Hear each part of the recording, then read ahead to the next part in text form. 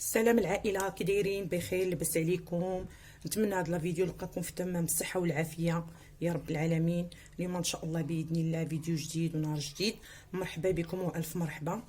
اليوم غادي نحضروا هاد الحليوه اللي كتجي زوينه بزاف بهاد المرشمه البنات او هاد القطاعه ديال الشهله اللي ثمنها رخيص، واللي ما عندهاش هاد القطاعه البنات دير غير الكاس باش تقطع، راه نفس النتيجه، كيجي لذيذ ورائع وكيخرج تبارك الله كميه وفيره بمقادير جد بسيطه. 125 غرام ديال الزبده البنات، راه قدرنا نخرجوا هنا كيلو ونص اللي خرجت ليا ديال الحلوه عبار. يلا خوتي اللي بغى يعرف المقادير طريقه التحضير تبع الفيديو من الاول، وما تنسانيش من لايك والبارطاج مع الاصدقاء، ونخليكم مع لا فيديو فرجه ممتعه.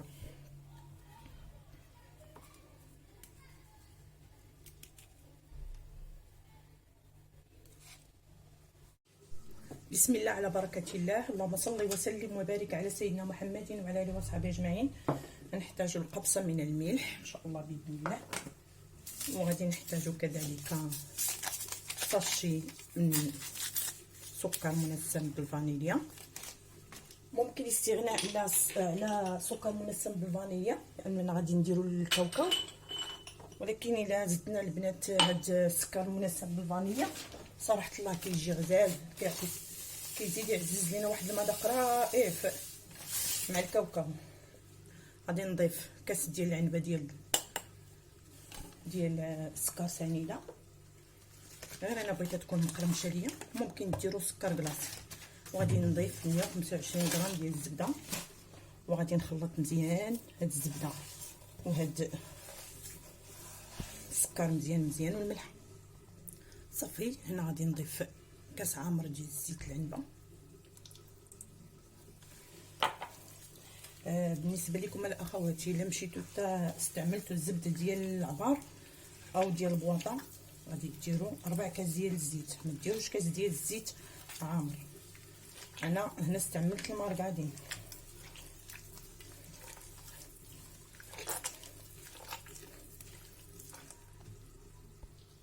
هنا ضفت 2 بيضات بحراره المطبخ. وهنا غادي نضيف زلافه لاروب ديال الكاوكاو اللي حمرته مزيان البنات وطحنته جيدا.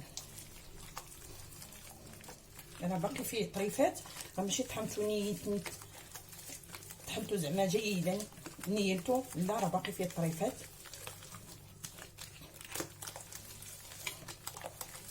صافي ونخلط كلشي مزيان. صافي هنا هانتوما كيفاش ولا عندي الخليط، ولا عندي كريمي. انا غادي ضفت هنا واحد الزلافه ديال الدقيق.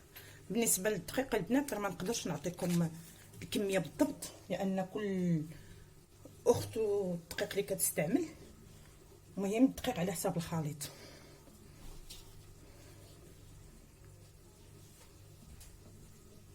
نبقاو نضيفوا الدقيق تدريجيا وما ندلكوش العجين ديالنا. صافي ضفت الدقيق الكامل، الدقيق الكافي. هانتوما العجين ديالي كيفاش تكون، ما كتكونش قاصحه نهائيا، لان مازال غادي نسرحوها بالثلاج. ممكن نديروها وسط 2 بلاستيكات. صافي ندوزو نسرحوا العجين ديالنا. هنا البنات غادي نستعمل هذا المرشم. الا ما متوفرش عندكم هذا المرشم او هذه القطاعه، ديروا غير الكاس. دائما مع السهل والبسيط نفس النتيجه البنات. بسم الله. بالنسبه لهاد العجينه البنات ما خصناش نرقوها بزاف. بالنسبه لكم الا درتوا الكاس ماشي مشكل ترقوها البنات، انا ما عادش نرققها بزاف وما نخليهاش غليظه بزاف. علاش؟ هانتوما تعرفوا علاش البنات، باش يبانوا لينا هاد المونتيف اللي كاين في هاد المرشم. لا رققناه بزاف حبيباتي ما غاديش يبان لنا في هاد لي مونتيف ديال هاد المرشم. هانتوما شفتوا البنات كي كتجي زوينه بزاف، كيجي فيها واحد المنظر رائع.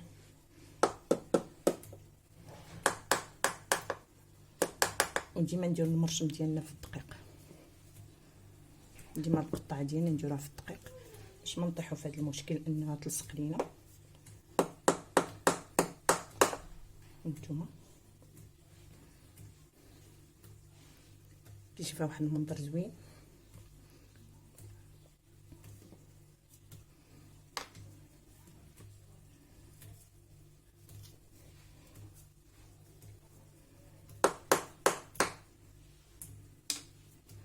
هادي خسرات ماشي مشكل، نعاودو واحده اخرى. ما تخافوش حبيباتي،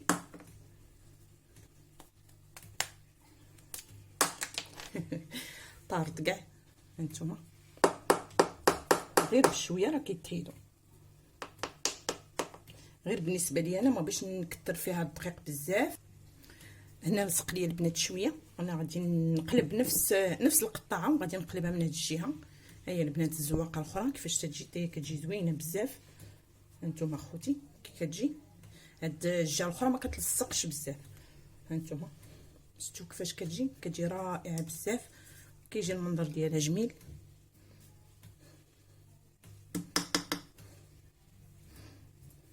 شفتوا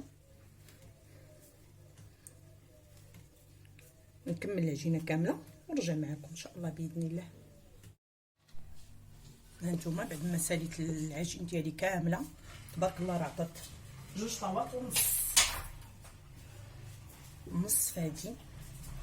هانتوما يعني كما لاحظتوا 2 بيضات و125 غرام ديال الزبده عطاتنا تبارك الله 2 طاوات ونص، عطاتنا اكثر من 70 حبه. نطيبها حبيباتي ونرجعوا للتزيين ان شاء الله. رجعت معكم خوتي خواتاتي غطادير. والله البنات نسيت تصوير وفينيت الحلوه وجمعتها ونشفات ونسيت ما صورت معكم خوتي خواتاتي. لكن التزيين ديالها راه ساهل حبيباتي، ماشي شي حاجه اللي صعيبه.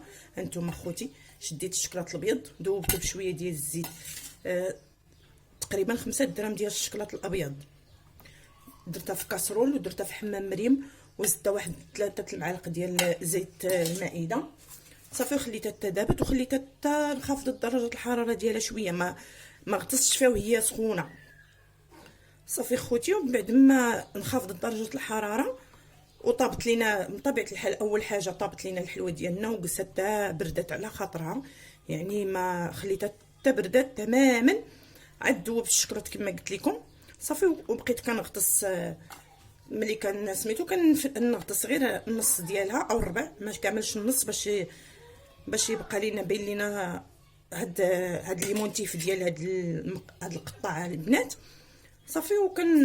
ملي كنستف كما كتشوفوا هانتوما الطاوله راه باقي فيها البابي كويسون. ضروري البنات من البابي كويسون ملي كتكونوا كتفينيو بالشكلاط الابيض او الاسود صافي.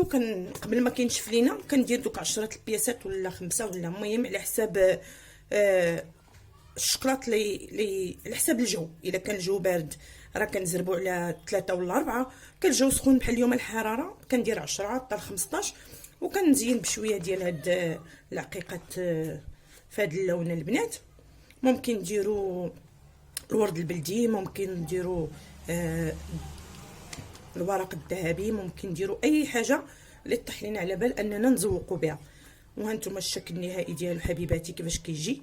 هنا راه مازال ما عبرته غير جمعته حبيباتي. صدقوني البنات كتجي رائعه، كتجي زوينه بزاف، كتجي ولا اروع. جربوها خواتاتي في هاد العواشر ان شاء الله. وهاد المقطع البنات راه شريته غير ب5 دراهم.